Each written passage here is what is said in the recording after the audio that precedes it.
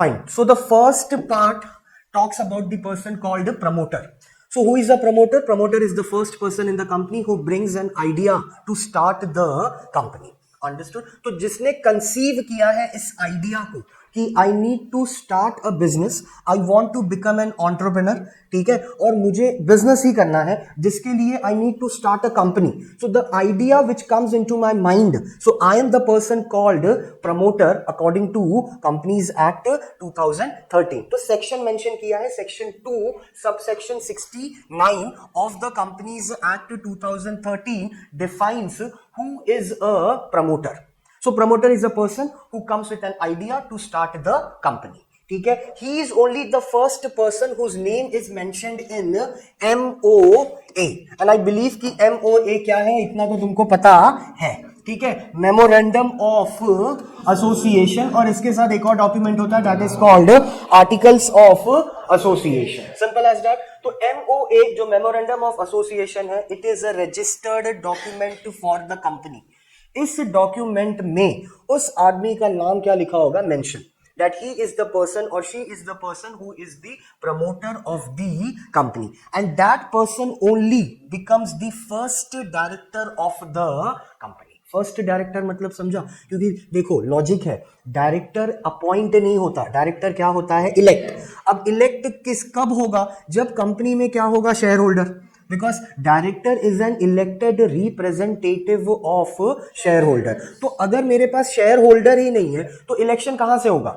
Understood. तो election नहीं होगा तो डायरेक्टर नहीं आएगा. सर अभी शेयर होल्डर क्यों नहीं है आपके पास, क्योंकि मैंने अभी तक शेयर बेचा नहीं है, अभी तो मेरा कंपनी रजिस्टर होने जा रहा है. अभी मैं आरओसी में जाऊंगा, ये एमओए और एओए डॉक्यूमेंट क्या करूंगा, submit, then I will submit the prospectus of my company कि मैं क्या करना चाहता हूं, मेरा कंपनी का गोल क्या है. एमओए में क्या मेंशन किया जाता है, कंपनी का विजन. ठीक है, एमओए में क्या मेंशन किया जाता है, कंपनी का विजन. तो I need to mention there कि मेरा गोल क्या है, मेरा पर्पस क्या है, मेरा मोटिव क्या है, मेरा विजन क्या है, मैं क्यों कंपनी चालू कर रहा है. फिर कहीं जाके आरओसी मेरे कंपनी को क्या करेगा, रजिस्टर, फिर मुझे सर्टिफिकेट ऑफ इनकॉर्पोरेशन मिलेगा, अब मैं कंपनी चालू कर सकता हूं. फिर मैं जा रहा हूं बॉम्बे स्टॉक एक्सचेंज में, क्योंकि मेरे कंपनी को उधर पे क्या होना पड़ेगा, लिस्ट. अंडरस्टूड. तो अगर मैं लिस्ट नहीं हुआ तो मैं सिर्फ पब्लिक कंपनी. अंडरस्टूड. तो स्टॉक एक्सचेंज में जाऊंगा, फिर वहां लिस्ट होगा, फिर उनका प्रोटोकॉल है, उनका प्रोसीजर है, फिर कहीं जाके मेरा क्या होगा, IPO, that is what, initial public offer. अब मैं शेयर बेचने जा रहा हूं. तो it takes a time to become a public company, then to become a listed company, and then you go for IPO.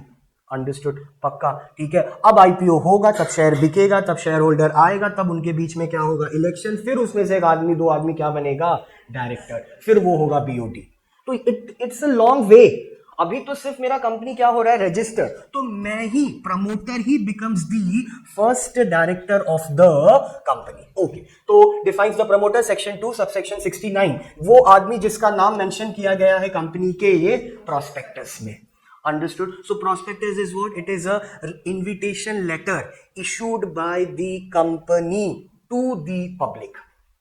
समझा मैंने क्या बोला, प्रोस्पेक्टस क्या है, it is an invitation letter. Invitation letter का मतलब मैं आपको इनवाइट कर रहा हूं. कहां पर इनवाइट कर रहा है कंपनी, आईपीओ में. कंपनी कहां पर इनवाइट कर रहा है पब्लिक को, आईपीओ में, कि आओ और मेरे कंपनी का क्या परचेस करो, shares, and give me money. That money और capital will become what, share capital. फिर यहां से हमारा कहानी चालू होता है, वो इशूड होगा कि सब्सक्राइब्ड होगा कि अनसब्सक्राइब्ड होगा. ये भी चीज पढ़ा है ना अकाउंट्स में. आगे सेम चीज है, क्लासिफिकेशन ऑफ कैपिटल बोल के. ठीक है, फाइन. तो प्रोस्पेक्टस में नाम मेंशन होना चाहिए. Second, this only the person who will control all the affairs of the company directly और इनडायरेक्टली.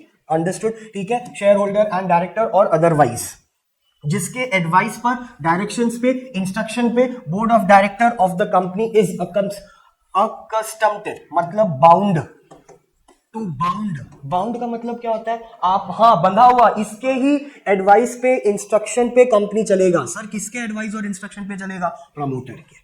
ठीक है, ओके. इन सिंपल वर्ड्स में अगर बात करें तो The person who formed the company are known as a promoter. It's very simple. Second is what? The person who conceived the idea. जो मैंने बोला कि जिसके दिमाग में आइडिया आया कि मुझे कंपनी चालू करने का है, the person who conceived that idea is called a promoter. और वो person जो necessary steps ले रहा है for registration. Understood? ठीक है. नेक्स्ट पॉइंट क्या बोल रहा है? It should however be noted that person acting only in the professional, क्या लिखा है? हाँ, professional capacity, that is what solicitor, banker, accountant etcetera are not regarded as promoter. So promoter कौन नहीं बन सकता है? अंडरस्टूड? जो लोग प्रोफेशनल कैपेसिटी में है. प्रोफेशनल कैपेसिटी में मतलब जो बैंकर हैं, जो सीए हैं, जो सीएस हैं, ठीक है, क्योंकि वो गाइड कर रहे हैं कंपनी फॉर्म करने में. आगे वो पॉइंट है रजिस्ट्रेशन में. तो CA plays a very important role at the time of registration of the company. CS plays very important role, CMA plays very important role, lawyer plays a very important role, ठीक है, at the time of registration of the company, because they only form this document. यही वो document बना रहे हैं जो हमने पढ़ा. कौन सा दो डॉक्यूमेंट है? MOA and AOA. ये कौन बना रहा है? तुम प्रैक्टिकलिटी सोचो ना. सर डॉक्यूमेंट है बट उस पर कुछ तो लिखा होगा ना, कोरा पेज थोड़ी होगा. अगर डॉक्यूमेंट बोल रहा है तुम, तो ये कौन लिखता है सर कि मेरा गोल है to achieve the good profit in the market? कोई तो लिख के दे रहा है. अंडरस्टूड? तो ये जो लिख रहा है ये बंदा कौन है? ये बंदा है CA, CS, CMA. Understood? So they draft the document of the company like MOA, AOA, prospectus, notice, minutes, agenda, ठीक है, audit report. ये सब कौन ड्राफ्ट कर रहा है? This all draft by the professional capacity, जो person है, accountant और ये सब लोग, CA लोग. Understood? So they will not regard as a what you can say a promoter because they help in the formation of the company. Now formation होगा कैसे? तो section 3 of the companies act 2013 बताता है कुछ rules और regulation है अगर आपको कंपनी फॉर्म करना है. तो पहला पॉइंट बोलता है कि अगर पब्लिक कंपनी है तो आपको मिनिमम मेंबर्स कितना चाहिए? 7, और मैक्सिमम कितना है? Unlimited. That you already know. ठीक है. प्राइवेट कंपनी में मिनिमम मेंबर कितना होना चाहिए? 2, और मैक्सिमम कितना होना चाहिए? 200, है ना, 200 ना. ओके. और फिर ओपीसी कंपनी में कितना मेंबर होना चाहिए? 1 पर्सन. ये बेसिक रूल फॉलो करो, आपका फिर इनकॉर्पोरेशन होगा, रजिस्ट्रेशन होगा. नेक्स्ट सेक्शन 7 जो है वो ये बोल रहा है कि कंपनीज एक्ट का प्रोसीजर क्या है रजिस्ट्रेशन का. What is the procedure to be followed at the time of incorporation? तो सबसे पहला है, this is the point, filing all the documents with registrar. Registrar का मतलब क्या हो गया? ROC. ROC के पास आपको सब डॉक्यूमेंट आपका क्या करना होगा? सबमिट. नाउ सब डॉक्यूमेंट्स में आता क्या है? So MOA, AOA, prospectus, every document you need to get registered with the ROC. So for the registration of the company, following documents and information are required to be filed with the registrar in the register office of the company is proposed to be situated. Company का register address क्या है वो भी you need to mention there. फिर documents में क्या क्या आ जाएगा? MOA आ जाएगा और उसके बाद AOA आएगा. दोनों डॉक्यूमेंट पे साइन होना चाहिए. किसका साइन होना चाहिए? By all the subscribers. Subscribers यहाँ पर मतलब, ठीक है, मेंबर्स. ठीक है. यहाँ पर शेयर सब्सक्रिप्शन मत सोच लो क्योंकि अभी शेयर बिका नहीं है. अभी तो डिसाइड ही नहीं हुआ है कि पब्लिक कंपनी बन रहा है कि प्राइवेट. अभी तो तुम सिर्फ डॉक्यूमेंट्स लेके गया है रजिस्ट्रेशन करने के लिए. अंडरस्टूड? तो जो भी मेंबर्स हैं उनका MOA और AOA पे क्या होगा? साइन. ठीक है. इस डॉक्यूमेंट पे प्रोफेशनल कैपेसिटी जो ऊपर हमने पढ़ा CA, CS, ये लोग भी उस डॉक्यूमेंट पे क्या करेंगे? साइन. कि this all the information which is stated by me to all of you are duly authentic and it is briefly explained. मतलब जो भी इंफॉर्मेशन हमने तुमको शेयर किया है कंपनी के बारे में वो ऑथेंटिक है, प्रॉपर है, ब्रीफ है. इसके लिए हम उस पर क्या कर रहे हैं? साइन. और अगर कंपनी कुछ गलत किया तो सबसे पहले इन लोग ही जाएगा अंदर. कौन? प्रमोटर और जो भी प्रोफेशनल इनकैपेसिटी में लोग हैं. अंडरस्टूड? ठीक है. क्योंकि आपका डॉक्यूमेंट पे क्या है? साइन है. तो आपने ऐसे गलत कंपनी को रजिस्टर क्यों किया? At least if they are not following a professional etiquettes, at least you follow, है ना. डॉक्टर हो गए, लॉयर हो गए, CA हो गए, CS हो गए, they need to follow the professional etiquettes ना. प्रोफेशनल एटिकेट्स मतलब कि आपको अगर पता है कि सामने वाला पेशेंट मरने वाला है तो at least you need to take a care of him ना. तुम सीधा डिसाइड कर लिया कि नहीं ये तो मर ही जाएगा. अंडरस्टूड? तुमने क्या टेक केयर किया? Did you have provided medicine, injection और नॉट? वो भी तो होगा ना. प्रोफेशनल एटिकेट्स तो वो भी है. ठीक है. ये आप फॉलो नहीं करोगे तो आप पर केस है. इसके लिए अगर कंपनी का प्रमोटर गलत कंपनी बना रहा है तो तुम तो प्रोफेशनल थे ना, तुमने क्यों नहीं रूल्स फॉलो किया? तुमने कैसे साइन कर दिया वो डॉक्यूमेंट पे? So you will be also behind the bar.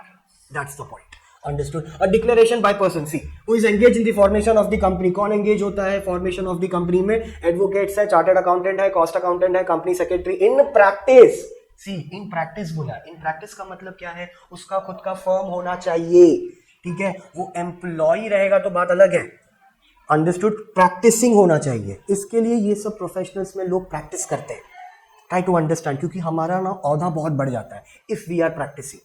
C advocate भी मेंशन किया है ना, क्योंकि कॉन्ट्रैक्ट कैसे बनाओगे? Getting the point. एग्रीमेंट कैसे बनेगा? अंडरस्टूड. तो इसके लिए ये सब जो लोग हैं they all should have their own firm या प्रैक्टिसिंग. यही जॉब है स्पेसिफिकली ऐसे लोगों का who is the secretary of the company. और उसी कंपनी में जिसको सेक्रेटरी ने फॉर्म किया है, उसी कंपनी में अपने ही बंदे को वो क्या बना के भेजेगा? CA. This is how they work. समझा? Understood. Did you understood what I am saying? जैसे मैंने बोला ना कि सीएस वाले एलएलपी फर्म बहुत चालू करते हैं. ठीक है, वो क्या कर रहे हैं? वो यही काम कर रहे हैं. 2 सीएस हो गया, 2 सीए हो गया. हम चारों ने मिलकर एलएलपी फर्म चालू किया. हमारा फर्म क्या काम करता है? जिन जिन लोगों को कंपनी रजिस्टर कराना है वो हमारे पास क्या करें? कॉन्टैक्ट. हम उनका कंपनी फॉर्म करके देंगे, फिर वो पब्लिक होगा या प्राइवेट होगा वो हम पूरा देखेंगे. हम आपको फॉर्मेशन में हेल्प कर रहे हैं. हम क्यों हेल्प कर रहे हैं? क्योंकि हम खुद एक प्रोफेशनल्स हैं. हम सीए हैं या सीएस हैं या सीएम में हैं, तो हमने आपको मदद किया आपका कंपनी फॉर्म करने में. अब उस कंपनी में ऑडिट भी करना होगा, तो हमारे जो है पार्टनर्स, डेजिग्नेटेड पार्टनर्स हमारे जो 2 सीए हैं, वही तुम्हारे फर्म में क्या करेंगे? ऑडिट. कभी सोचो ना, ऑडिट करने के लिए वो बंदा कहां से आ रहा है? कौन बुला रहा है उसको? अंडरस्टूड. वो क्या काम कर रहा है? ऐसे बहुत से सीए फर्म्स हैं, अंडरस्टूड, जो क्या करते हैं? ऑडिट अलग अलग कंपनीज के. ऐसे बहुत से सीएस फर्म हैं जो अलग अलग कंपनी को मदद कर रहे हैं उनके फॉर्मेशन, रजिस्ट्रेशन में, लिस्टिंग में. We are helping you. That is what our job is. For that what we are getting paid of. Understood. तो मेरा एक प्रैक्टिसिंग हो गया ना ये. तो एक वैसे लोग भी इन्वॉल्व होते हैं, sorry, eight the time of formation of the company. And by person named in the articles. तो आर्टिकल्स में किसका नाम होगा? डायरेक्टर, मैनेजर और secretary of the company. That all requirement of this act. Okay, and you need to follow rules and regulation for registration. ठीक है. Next is what? A declaration from each of the subscribers, members, to the MOA and from person named as the first director. So who is the first director? The promoter itself.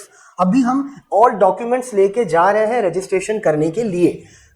जो first director होगा, ही should not B convicted guilty और any fraud आदमी, और उस पर कोई भी किसी भी टाइप का एलिगेशन होना नहीं चाहिए. That person should be crystal clear. Understood. वही चीज बोल रहा है. He is not been convicted in any of the offence connection with the promotion, formation of management of any company. Next, he should not be found guilty for any kind of fraud. ठीक है. कब तक? Previous company during the last 5 years. Next, all documents filed with the ROC for registration of the company contain information that is correct and complete and true to the best of his knowledge and belief. ये जो last का sentence है ना, ये लोग CV में add करते हैं अपने. That is something out of box I'm telling you. You can also do this. In fact, यहां से भी you can write. This is a typical line of your CV. सो जब इस CV पता है ना, हाँ, रेज्यूमे, तो जो पूरा हम इंफॉर्मेशन देते हैं, so I hereby, same sentence, थोड़ा सा प्रोफेशनल टच आ जाता है. ठीक है, कि पढ़ा लिखे लोगों का क्या है? CV है. अंडरस्टूड. तो दिस सेंटेंस यू कैन, इस सेंटेंस का मतलब बहुत सिंपल है, जो मैंने अभी बोला एक 10 मिनट पहले, कि जो भी इंफॉर्मेशन मैं दे रहा हूँ कंपनी के बारे में eight the time of registration, ठीक है, वो सब इंफॉर्मेशन क्या है? सच है. मेरे नॉलेज तक वो बात इंफॉर्मेशन क्या है? सच है. You can trust on that information. It is correct. You can believe on that information. इसका मतलब ये है. Understood. So this sentence is used for in CV also, that I hereby all the information that is correct and complete and true to the best of my knowledge and belief. क्योंकि CV हमारा है ना, तो वहां पर his नहीं आएगा, वहां पर क्या आ जाएगा? my. तो इसका मतलब मैंने जो भी ऊपर इंफॉर्मेशन दिया है आपको, वो सब क्या है? सच है. ओके. नेक्स्ट, देन कंपनी का रजिस्टर्ड एड्रेस जो है, that is also need to be get registered. ठीक है. पर्टिकुलर्स में क्या क्या नाम आएगा, जो मेंबर्स है उनका क्या क्या इंफॉर्मेशन चाहिए. So you required a name including the surname, family name, residential address, nationality, everything. Every subscriber to the MOA along with the proof of identity and in case of subscriber being a body corporate, such particulars may be subscribed or needed. ठीक है. Next, prescribed. Okay और next information क्या है, again the same thing, ठीक है, name including surname और family names, director identification number that is called डिन, ये डायरेक्टर्स को मिलता है आइडेंटिफिकेशन नंबर, कंपनी को भी मिलता है रजिस्ट्रेशन नंबर जिसको बोलते हैं सिन, CIN, what it is called CIN. CIN is called company identification number और it has been called as a corporate identification number, जो कौन दे रहा है, ROC. वैसे डायरेक्टर्स को भी डिन मिलता है. रेसिडेंटल एड्रेस चाहिए, okay, the person mentioned in the articles has the subscribers members to the MOA including proof. Okay. The next is what? The particulars of the interest of the person mentioned in the articles as the first director of the company need to get with the consent of all the act as a director in form and manner. Okay. So the person who becomes the first director of the company needs to have a proper consent of himself. कि मुझे इस company का director बनना है, ये consent मेरा होना चाहिए.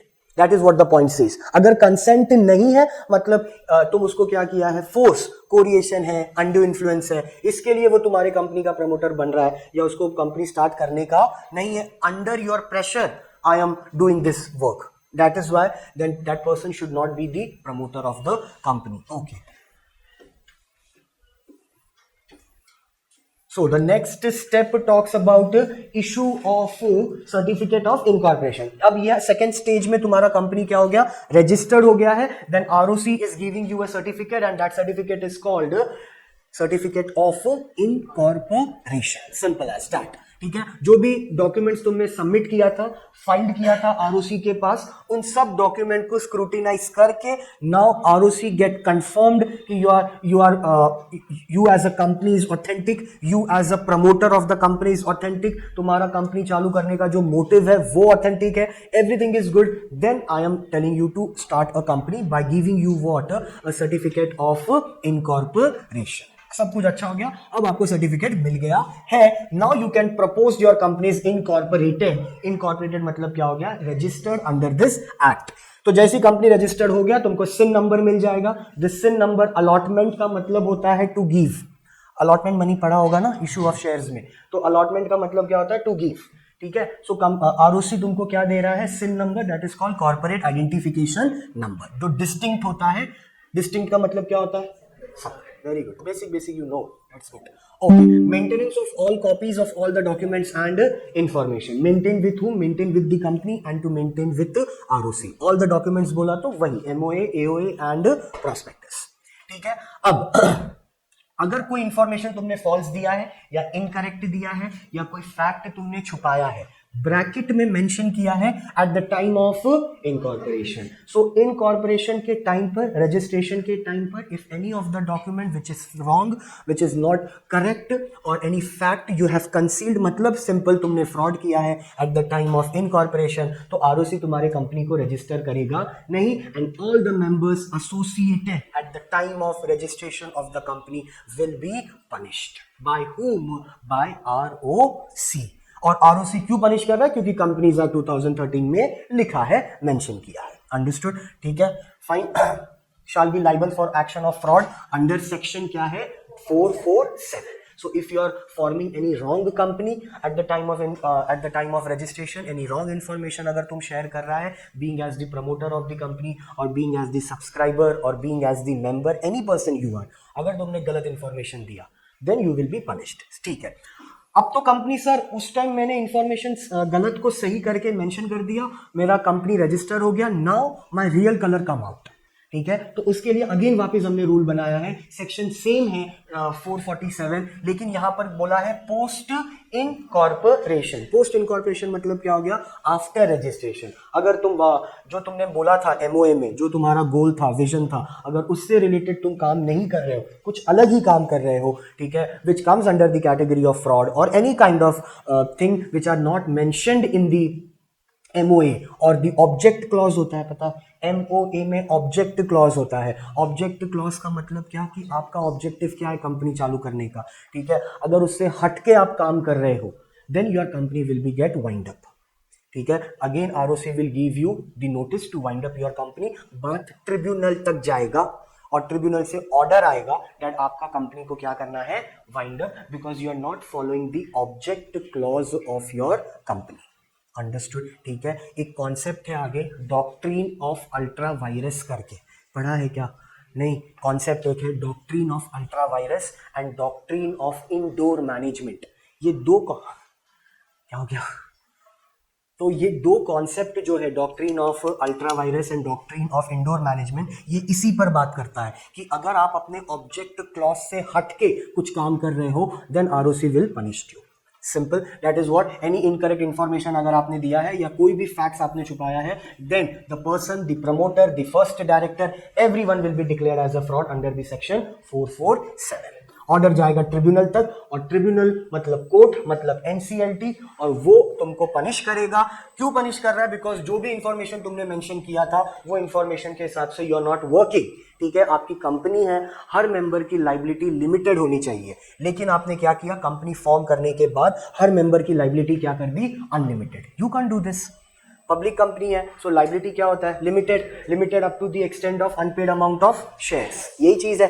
तो कंपनी अगर डिमांड कर रहा है कि नहीं पैसा पूरा देना, पर्सनल एसेट बेचना पड़ेगा, नहीं I will sue you, I will do this, I will do that, ठीक है, और मैंने कंपनी पर केस कर दिया, then you are not following your object clause, क्योंकि आपके ऑब्जेक्ट क्लॉज में लिखा था कि आपका कंपनी क्या है?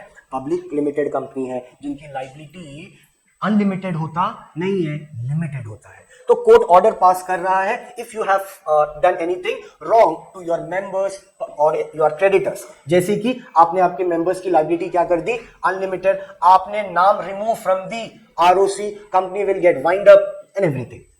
लेकिन ये सब होने के पहले आपको भी बोलने का मौका दिया जाएगा ताकि जस्टिस हो, ठीक है। कोर्ट से वन साइडेड इंफॉर्मेशन पे चलेगा नहीं, इसके लिए यहां पर लिखा है बट provided that, ये ऑर्डर देने के पहले the company should also give a reasonable opportunity to be heard, understood, ठीक है, फाइन। चलो अब आ जाते हैं स्पाइस पे। 2-3 सेंटेंस ही है। स्पाइस का मतलब क्या हो गया? Simplified proforma for incorporation of company electronically, understood. ये आ गया तुम्हारा, यू कैन से आफ्टर 21 ये चीजें रजिस्ट्रेशन ऑफ कंपनी का हमने website MCA ministry of corporate affairs, ठीक है।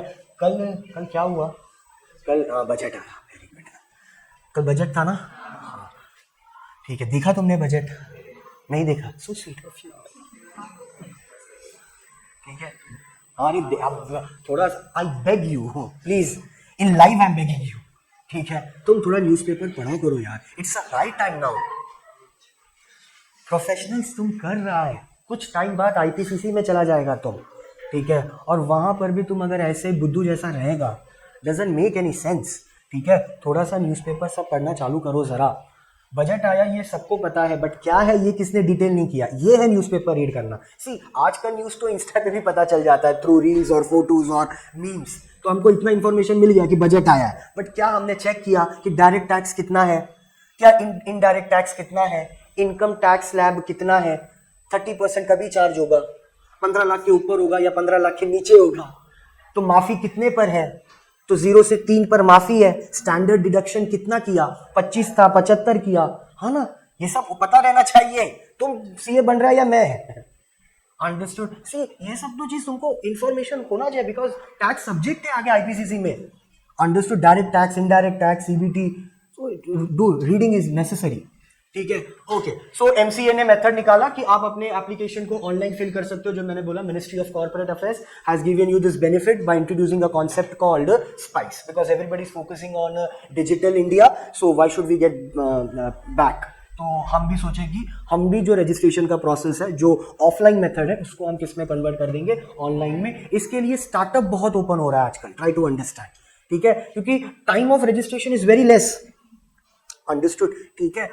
बहुत से लोग ओपीसी कंपनी फॉर्म कर दे रहा है, जिनको बिजनेस करना है ऑथेंटिकली, प्रोफेशनली, ठीक है, वो क्या कर रहे हैं, ओपीसी बिजनेस स्टार्ट कर दे रहे हैं, क्योंकि 1 पर्सन चाहिए। सिंपल है, आपको रूल्स और रेगुलेशन फॉलो करना है, और स्पाइस में जाके आपको क्या करना है, registration. So you don't need to go to ROC, most of the work will be done with that laptop और पीसी ओनली। तो इसके लिए बहुत सा स्टार्टअप को इस बार बहुत ये हुआ, रजिस्ट्रेशन बहुत जल्दी जल्दी हो गया, क्योंकि उनको ज्यादा टाइम लग रहा नहीं है। आइडिया अच्छा है, इंप्लीमेंट कर सकते हो, कैपिटल है, 10 लोग है, ईमानदारी से करना चाहते हो, you are seeing this business for more than 10 years, 20 years, 25 years, bread and butter है तुम्हारा ये बिजनेस, चलो रजिस्टर कर देते हैं इन अ प्रोफेशनल वे, ठीक है, जिसे स्टार्ट ये है ना शार्क इंडिया, क्या नाम है, shark tank, shark India, shark tank, इसमें देखना कितने लोग आए। सीजन 1 का देख बहुत भीड़ था, सीजन 2 में उतना भीड़ नहीं हुआ, बट सीजन 1 में बहुत भीड़ आया। लोग हैं ना जो बिजनेस कर रहे हैं, जो अर्न कर रहे हैं। तो आइडिया अगर अच्छा है, कैपिटल मिल रहा है, we have a team, then you can start a good business. तो इसके लिए स्पाइस की वजह से रजिस्ट्रेशन ऑनलाइन होना बहुत क्या हो गया, easy. Part what we have is called the classification of capital. See, capital something which you know from the last 2 years of your life, understood, and plus half this. तो अब मैं तुमको capital नहीं पढ़ा सकता because you are a commerce giant, ठीक है। तो और सीए है प्रॉस्पेरेंट, तो इसके लिए कैपिटल क्या है वो तुमको ऑलरेडी पता है, ठीक है, उस पर ज्यादा बहस करने की जरूरत नहीं है। इनिशियल अमाउंट ऑफ मनी है which is bought by the person who needs to start a company, that is what called the capital. अब ये कैपिटल अगर हम बात करें प्राइवेट कंपनीज की, तो वो कैपिटल भाई अपने बीच में से लेके आ रहे हैं। तो उनके 10 दोस्त लोग हैं जिन जो मिलके कंपनी स्टार्ट कर रहे हैं, सब लोग 5-5 लाख रुपया दे रहे हैं, 10 लोग हैं, 50 लाख हो गया, that becomes a capital of my company, game over. लेकिन हम इतना प्राइवेट कंपनीज के बारे में नहीं पढ़ रहे हैं, हम पढ़ रहे हैं पब्लिक कंपनी के बारे में।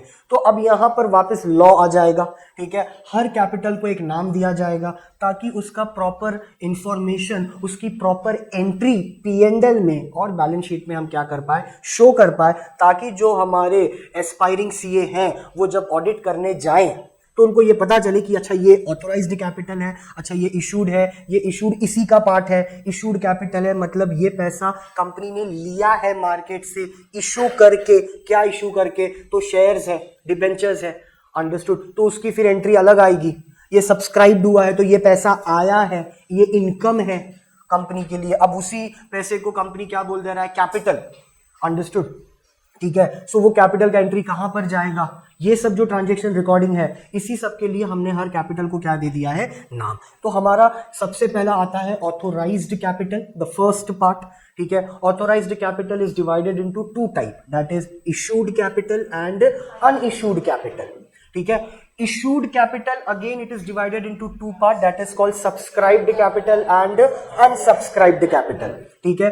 फिर again subscribed capital is divided into 3 parts, called up capital, call in arrears and uncalled capital, ठीक है। फिर वो called up को वापस हमने 2 पार्ट में डिवाइड किया, that is called paid up capital and unpaid, and the third what we have called reserve, ठीक है। तो ये हो गया पूरा तुम्हारा table that talks about your capital क्या है, कैसा है। ऑथोराइज्ड कैपिटल का मतलब बेसिक वर्ड में अगर समझना चाहो, so authorised capital means the amount of capital which you can take from the public by subscribing your shares to the public.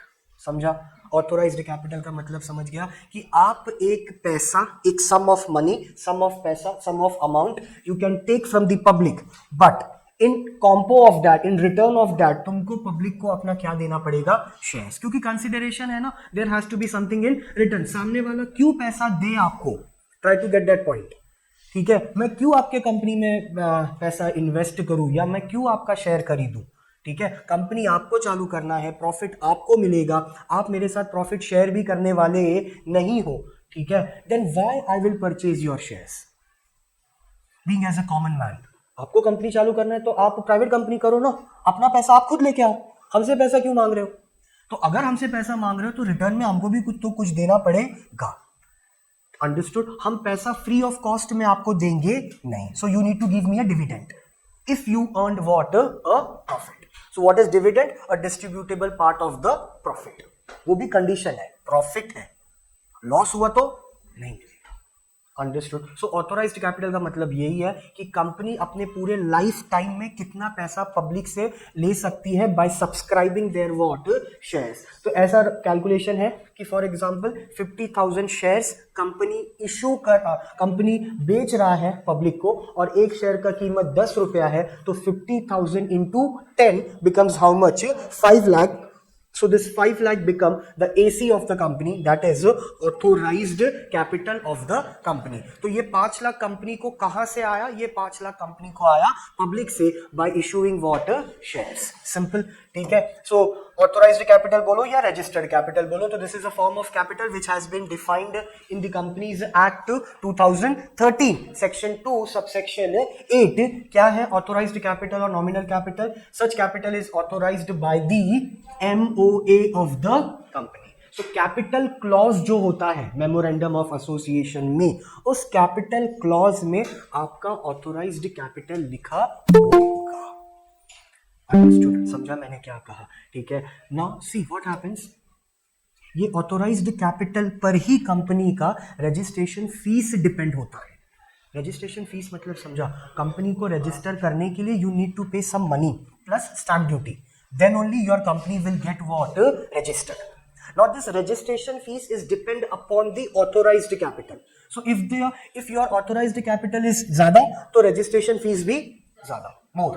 And if the authorized capital is less, registration fees will be less. इसके लिए company क्या करता है, AC हमेशा कम लिखवाता है ताकि registration fees क्या देना पड़े, कम। And this I can prove you.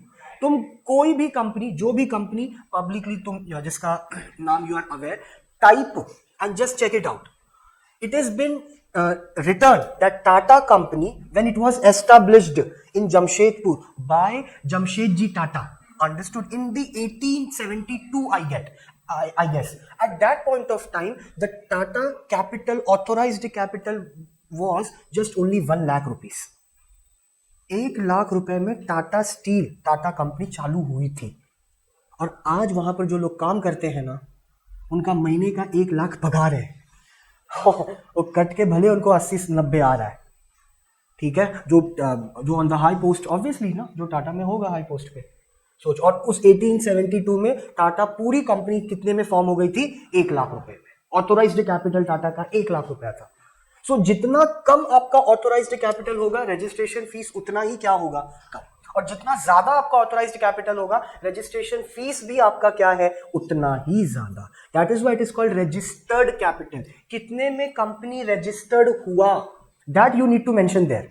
और आपका कंपनी रजिस्टर हुआ कैसे, कैपिटल आपको आया कैसे, तो आपने पब्लिक को क्या बेचा, shares. That is what the point is. Fine. So memorandum में आपको मेंशन करना पड़ेगा आपका ऑथोराइज्ड कैपिटल कितना है, बाय इशूइंग। ऑथोराइज्ड कैपिटल को कैसे रेज करते हैं हम, by issuing shares, and plus you need to pay what, stamp duty. Understood? ठीक है। उसके बाद आ जाता है issued capital. So issued capital का क्या है, section 2 subsection 50 of the companies act 2013। Issued capital is a part of authorised capital. ठीक है। कंपनी पूरा शेयर इशू नहीं करेगा। हमारे पास 50,000 शेयर था ना, हम अगर पूरा इशू कर देंगे, then who will be the owner, public. तो ओनरशिप किसके पास चला जाएगा, पब्लिक के पास। अंडरस्टूड? कोई भी कंपनी ये थोड़ी चाहेगा कि उसका पूरा ओनरशिप किसके पास चला जाए, पब्लिक के पास। टाटा विल नेवर वांट ना कि पूरा ओनरशिप टाटा का किसके पास जाए, पब्लिक। पब्लिक मतलब यू, ट्राई टू अंडरस्टैंड। तो इसके लिए कंपनी प्रैक्टिकली पूरा शेयर इशू करता नहीं है। सो 50,000 जो मेरे पास शेयर्स था, उसमें से शायद मैंने 20,000 ही क्या किया, इशू। और जो रेस्ट ऑफ द शेयर्स है वो अनइशूड है, मतलब वो कंपनी में ही है ना, मतलब वो शेयर मेरे पास है, तो मतलब ओनरशिप मेरे पास है। और ये कौन सा शेयर होता है, इक्विटी शेयर। इसके लिए तुमने अगर सुना होगा, अगर शार्क टैंक देखा तो उसमें जो पिचर आते हैं, जो पिच करते हैं, वो बोलते हैं ना, आप मुझे 10 लाख रुपए दो, मैं आपको अपने कंपनी का 1% क्या दूंगा, इक्विटी शेयर। लोग इक्विटी में बात कर रहे हैं क्योंकि इक्विटी शेयर शोज ओनरशिप। तो आपके कंपनी में 1% का हक मेरा है, तो मेरा वोटिंग भी राइट रहेगा, मेरा आपके प्रॉफिट पे भी रहेगा, आपने एक्सपेंशन किया तो भी मेरे को मिलेगा, मेरा गुडविल पे हक रहेगा, क्योंकि गुडविल तो मेरा एसेट ही है ना आपके बिजनेस का। तो आप कल बेचोगे तो जो भी पैसा मिलेगा उसमें से 1% मेरे को देना पड़ेगा। इसके लिए जो पिक्चर रहता था वो इक्विटी कम देता था कि नहीं सर 1% ज्यादा हो रहा है, 0.75। तो बोलता था ठीक है 0.75 पे मैं 20 लाख नहीं देगा, मैं सिर्फ 10 लाख देगा, क्योंकि वो भी पिच चेंज किया ना। फिर मैं ज्यादा पैसा दे रहा है तो आपके कंपनी में मेरे को ज्यादा क्या चाहिए, ओनरशिप। अगर if I am funding you तो आपके कंपनी में मुझे ज्यादा क्या चाहिए, ओनरशिप। अगर मैं कम फंड करेगा तो फिर मैं ओनरशिप कैसे मिलेगा मुझे। तो ये चीज है, इसके लिए कंपनी पूरा इशू नहीं करता मार्केट में। पूरा इशू कर देगा तो द इन्वेस्टर जो इन्वेस्ट कर रहा है वो क्या बन जाएगा, owner, which I don't want. I want investor भी रहे, मैं भी रहूं, लेकिन चले मेरा, क्योंकि मैं प्रमोटर है। I was the first person who comes with an idea to start the company. मुझे पैसा चाहिए, मुझे बैंक से लोन नहीं चाहिए, लेकिन मुझे पब्लिक से पैसा चाहिए। तो money I need, capital I want, but इसके बदले I will not give my over total ownership to you. Understood? ये समझा मैंने क्या बोला कि बाउंस गया, बहुत ज्यादा हो गया क्या। इसके लिए इशू कैपिटल, इशूड कैपिटल हमेशा कंपनी क्या रखता है, कम। सो 50,000 में से 30,000 अपने पास रखेगा ताकि 80% ओनरशिप मेरे पास है। तो कंपनी मेरे हिसाब से ही चल रहा है, पब्लिक के हिसाब से नहीं। बट टेक एन एग्जांपल ना, see people purchase the shares of Reliance ना, लोग हैं ना जो परचेज कर रहे हैं टाटा का शेयर, रिलायंस का शेयर, तो जो लोग परचेज करते हैं उनको क्यों नहीं बुलाता एनुअल जनरल मीटिंग में? My example is a lie, I have Tata share with me but never Tata called me कि come on my annual general meeting and let's have a latte with us. हाँ ना, कभी नहीं बोला। हमने तो यही पढ़ा ना बुक में, टेक्स्ट बुक में, that share holder is the. हाँ ले, फिर मैं ओनर क्यों नहीं हूं?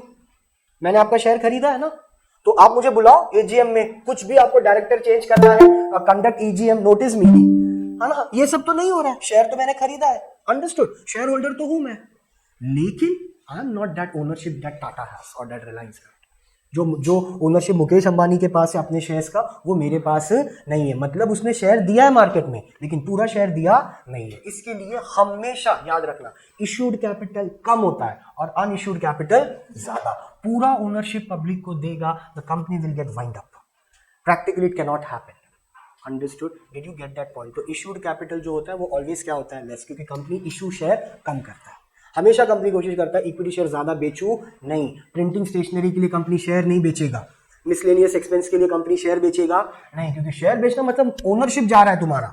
जितना लोग आएगा उतना ओनर आएगा, उतना ओनरशिप आएगा, फिर तुम्हारा इंटरफेरेंस कंपनी में क्या होगा? Come. That can not be happen. That is what the issued capital is.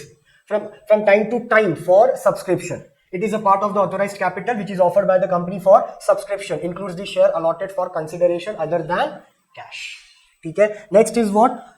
हाँ, सब्सक्राइब हो गया। Okay, subscribe now see, issued always happen from the company side. ये बात याद रखना, इशूड कैपिटल हमेशा कंपनी के साइड से आता है। Sorry sorry. और subscribed capital always come from the public, क्योंकि शेयर को सब्सक्राइब कौन करेगा? पब्लिक। तो अब तुमने 20,000 शेयर इशू किया, ये सोच के कि 2 लाख रुपया पब्लिक से लेगा, 3 लाख रुपया मेरे पास है, 5 लाख में मेरी कंपनी क्या हो गई? बन गई। ओनरशिप मेरे पास है क्योंकि ज्यादा कैपिटल मैं लाया है, 3 लाख। ठीक है, लेकिन पब्लिक भी तो शाना है। पब्लिक सोच रहा है ये कंपनी पहली बार आईपीओ कर रहा है, इसका शायद गुडविल होगा नहीं, मेरे को नहीं पता। I don't have a trust in that company, because इससे पहले मैंने कभी कंपनी का नाम सुना नहीं है शायद, या मुझे सर शेयर का नॉलेज ही नहीं है, तो मैं कभी इन्वेस्टमेंट किया ही नहीं है। ऐसा भी बहुत सा लोग हैं जो इन्वेस्टमेंट नहीं कर रहा है शेयर में। तो इसके लिए क्या होता है, कंपनी जो इशू करता है वो पूरा बिक जाएगा, ऐसा नहीं है। इसलिए तुमने पढ़ा ओवर सब्सक्रिप्शन और अंडर सब्सक्रिप्शन, ये तब आता है पिक्चर में कॉन्सेप्ट। क्योंकि माइट बी पॉसिबल कि तुमको शायद शेयर मार्केट का you don't have any knowledge, और you don't want to invest, और you don't know about the company, you don't know the goodwill about the company, तो तुम बोला नहीं यार छोड़, मेरे को शेयर खरीदने का नहीं है। तो सब्सक्राइब्ड पूरा हो गया तो ओवर सब्सक्रिप्शन है, सब्सक्राइब्ड पूरा नहीं हुआ तो क्या हो जाएगा? Under subscription. ये डिपेंड किस पे करेगा, आपने कितना इशू किया था। तो मैंने 20,000 शेयर इशू किया तो मेरा 25,000 शेयर बिक गया, ओवर सब्सक्रिप्शन। ठीक है, 20,000 मैंने इशू किया था बट उसमें से कम हुआ, ठीक है, 10,000 शेयर ही बिका, तो क्या हो गया? Under subscription. इसके लिए कंपनी बोला है मैक्सिमम सब्सक्रिप्शन अगर 90% होगा ना तो ही शेयर बेचेगा। ये रूल बीएससी का है। तो हमारे लिए जो ये होता है ना, क्या बोलते हैं ये, व्हाट वी से यार, मिनिमम कितना सब्सक्रिप्शन होना चाहिए 90% कंपनी के लिए। हमारे लिए जो मैक्सिमम 90% है ना, as a human being, as an individual, company के लिए वो क्या है? मिनिमम। सो मिनिमम 90% सब्सक्रिप्शन होगा तो ही कंपनी शेयर बेचेगा, नहीं तो कंपनी शेयर बेचेगा नहीं। और ये मैं नहीं बोल रहा है, ये 12th के एसपी में था, procedure for allotment of shares का 6th पॉइंट। अंडरस्टूड कि मिनिमम सब्सक्रिप्शन कितना होना चाहिए? 90%। इसलिए मैं रुक गया 1 मिनट के लिए, क्योंकि मैंने मैक्सिमम बोला तो बोला नहीं, कनेक्ट नहीं हुआ। जो हमारे लिए मैक्सिमम है कि मैक्सिमम 90% तो आना ही चाहिए, वो कंपनी के लिए क्या है? मिनिमम। क्योंकि इतनी बड़ी कंपनी है, 20,000 शेयर बेच रहा है मैं, अगर उसमें से 20,000 से नीचे कुछ भी गया तो वो अंडर सब्सक्रिप्शन ही है, ओवर सब्सक्रिप्शन नहीं है। ओवर सब्सक्रिप्शन टाटा लोगों का होता है, रिलायंस का होता है, आदित्य बिरला ग्रुप का हो रहा है। ठीक है, गवर्नमेंट कंपनी का इलेक्शन के आगे पीछे भाग रहा था government company, understood. Indian railways ले लो तुम, वंदे भारत का जो बोगी बनाया है, बोगी मतलब वो डिब्बा, हाँ कोच, वो डेंजर कंपनी भाग रहा था, स्टील भाग रहा था टाटा का, क्योंकि ये सब सरकारी कंपनी है। अंडरस्टूड। तो अब होता है उसका शेयर्स बहुत ज्यादा बिक रहा है, ओवर सब्सक्रिप्शन पे चल रहा है। नॉर्मली हर कंपनी ओवर सब्सक्रिप्शन पे जाता नहीं है in real life, depends upon the goodwill of the company, या भाव कितना है शेयर का। तो सब्सक्राइब हो गया, ठीक है। Then what we have is called up, and the next is what, paid up. ये तो तुमको पता ही है, सिंपल। चलो, डन फॉर द डे।